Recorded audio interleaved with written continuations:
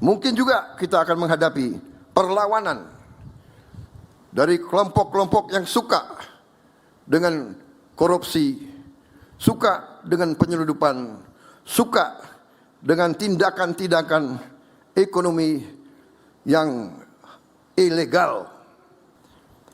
Saudara-saudara, karena itu rakyat harus menjadi pelaku utama dari pembangunan, bukan sekedar objek pembangunan, apalagi hanya menjadi alat pembangunan.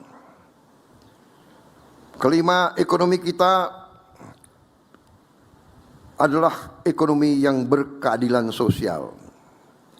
Inilah tujuan dari seluruh perjuangan kita. Pertumbuhan ekonomi harus disertai pemerataan. Kemajuan harus dirasakan oleh seluruh rakyat Indonesia. Saudara-saudara, atas dasar itulah pemerintah saat ini melakukan berbagai langkah transformasi. Kita tidak hanya mau bicara pembangunan. Kita sekarang punya cita-cita yang lebih berani. Kita sedang dan akan menjalankan terus strategi transformasi bangsa. Strategi kita sejatinya adalah transformasi menjadi haluan yang sejalan dengan Pancasila. Kita memperkuat hilirisasi sumber daya alam. Kita membangun ketahanan pangan nasional. Kita memperkuat koperasi dan ekonomi desa. Kita terus memberi makan bergizi gratis untuk membangun generasi Indonesia yang sehat dan unggul dan cerdas.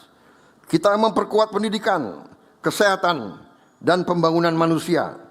Kita memperbaiki tata kelola agar kekayaan bangsa tidak terus bocor dan tidak terus mengalir ke luar negeri.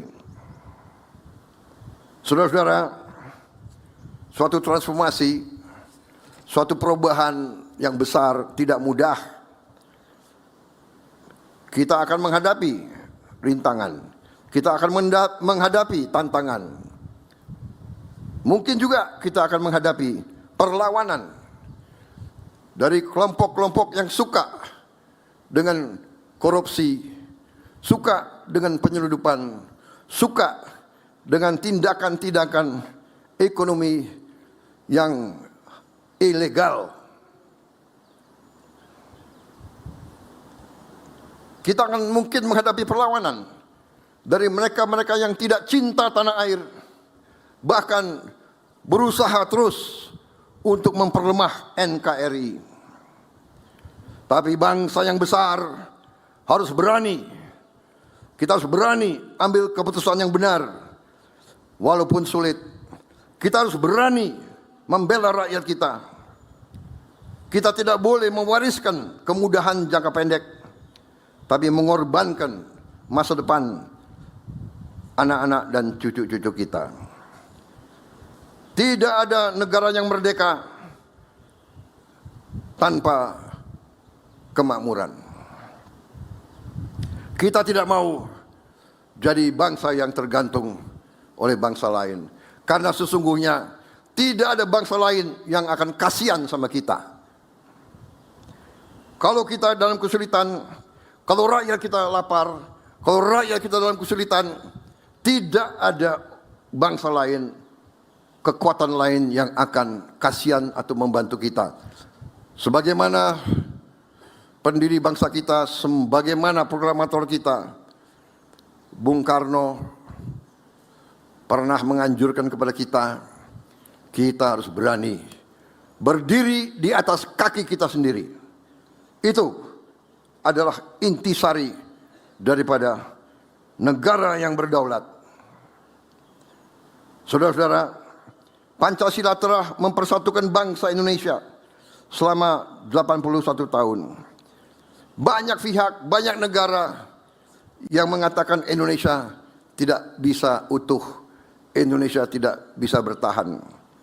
Karena terlalu banyak perbedaan, terlalu banyak suku bangsa, terlalu banyak bahasa daerah, terlalu banyak adat yang berbeda.